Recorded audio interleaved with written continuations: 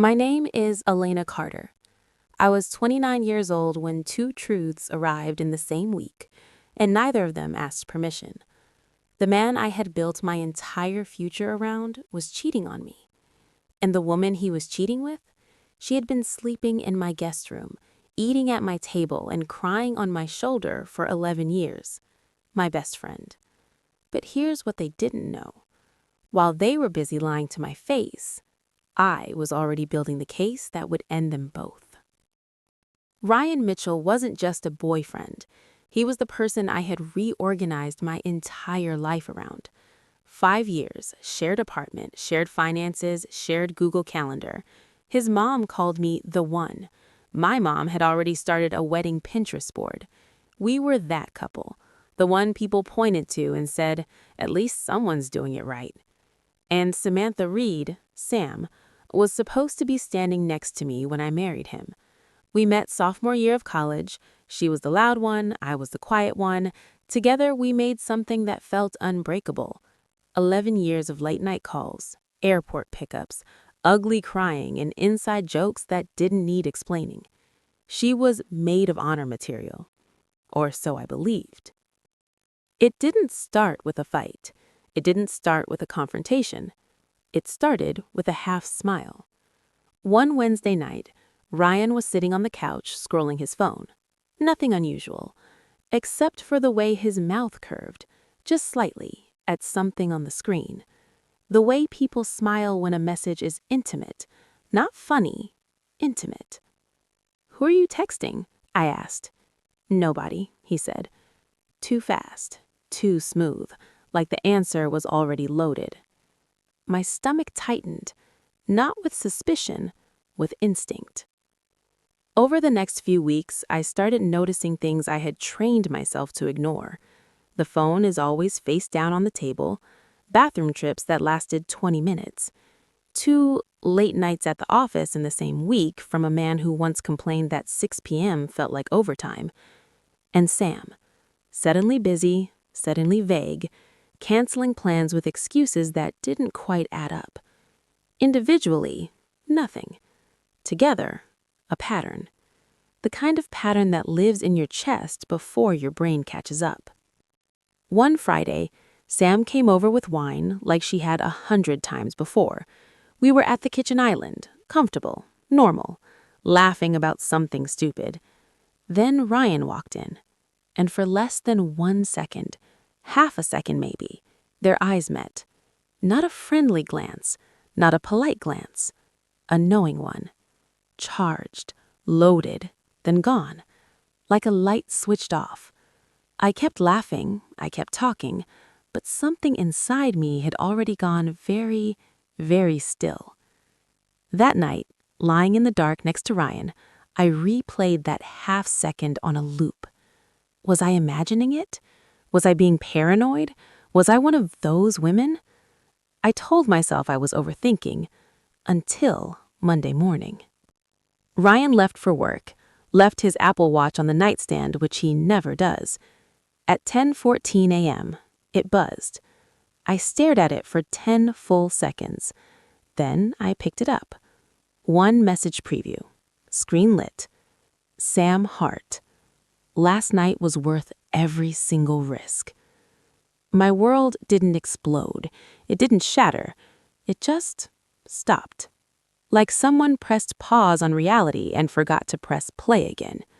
I sat on the edge of the bed holding his watch, my brain running through every desperate alternative explanation it could manufacture.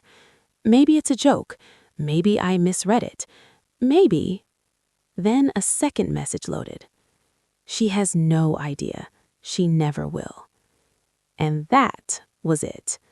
That was the moment I stopped being the woman who almost got destroyed and became the woman who decided to control the ending. Here's what they teach you in movies. Scream, cry, throw things, confront, collapse, create drama, lose power. I did none of that. I set the watch back on the nightstand, exactly where it was. I went to work, I came home, I kissed Ryan hello. I texted Sam a meme. And then, very quietly, very carefully, I started building. Over the next 3 months, I became the best actress of my life. I laughed at Ryan's jokes. I had dinner with Sam. I listened to her vent about her therapy clients while she was sleeping with my boyfriend. I hosted a birthday party for Ryan and watched Sam toast to the greatest love story she'd ever seen, while meeting my eyes across the table and smiling. I smiled back because I was already 3 steps ahead. I documented everything. Screenshots, call logs, cloud backups, deleted messages recovered through our shared phone plan, hotel receipts tied to Ryan's corporate card on dates he claimed he worked late, photo metadata from images Sam had sent him, time-stamped while she was supposedly at a conference. I didn't just collect evidence, I built a case. The real weapon came from a voicemail. Ryan and I shared a phone plan. I always had access to the account. He knew this. He simply never thought I'd use it. Reviewing old call logs one evening, I found a number, private line, late nights, long calls. I requested the voicemail backup through the carrier, and there it was. 3 minutes, 22 seconds. Ryan's voice, soft, laughing, relaxed. She still thinks you're her safe person. God, Elena is so easy to manage. I listened once, then twice, then a third time. Not crying, not shaking, just memorizing. Then Sam's voice came through. Relax. If she ever suspects anything, she'll just blame herself. She always does. That line didn't break me. It activated me. Because here's the difference between pain and clarity. Pain makes you react. Clarity makes you plan.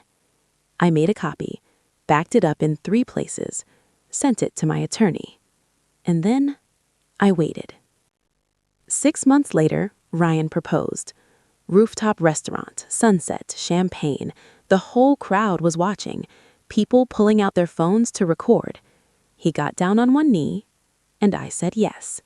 Because the most effective trap is the one people walk into celebrating. Wedding planning began. Deposits paid, venue booked, invitations printed, families flying in, social media exploding with congratulations. Sam was named maid of honor. She cried when I asked her. Real tears, happy tears.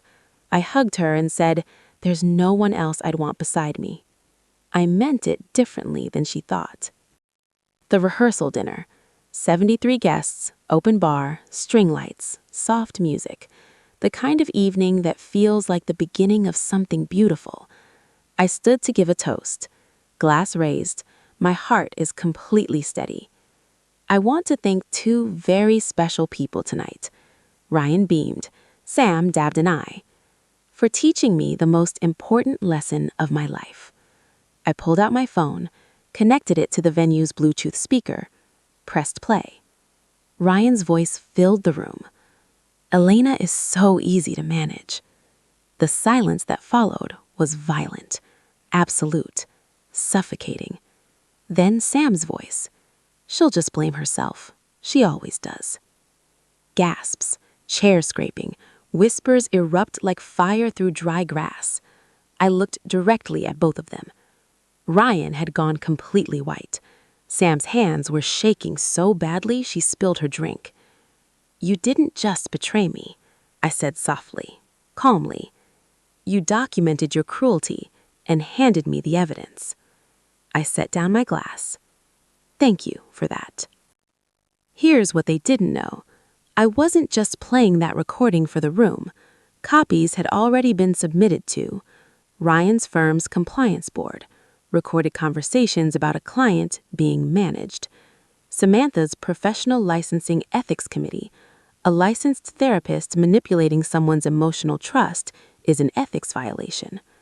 My attorney, who had already filed the necessary paperwork. Humiliation fades. Feelings heal. Professional consequences, those are permanent. 3 weeks later, Ryan was terminated.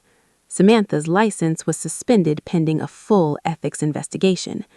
Every deposit, every shared asset, every financial account, my attorney had already handled it. I walked away clean. People asked if I felt guilty. I thought about it honestly, then answered honestly. No, because when the truth is the weapon, using it isn't revenge. It's accountability. The hardest part wasn't the betrayal. The hardest part was those 3 months of smiling, of laughing at Ryan's jokes knowing what I knew, of hugging Sam and watching her hug me back, the same arms, the same warmth, while she was actively lying to my face. That's the part no one prepares you for. Not the explosion, the quiet. The slow, deliberate, absolutely necessary quiet. I rebuilt slowly. New city, new apartment, new therapist, a real one with actual ethics, new friendships built on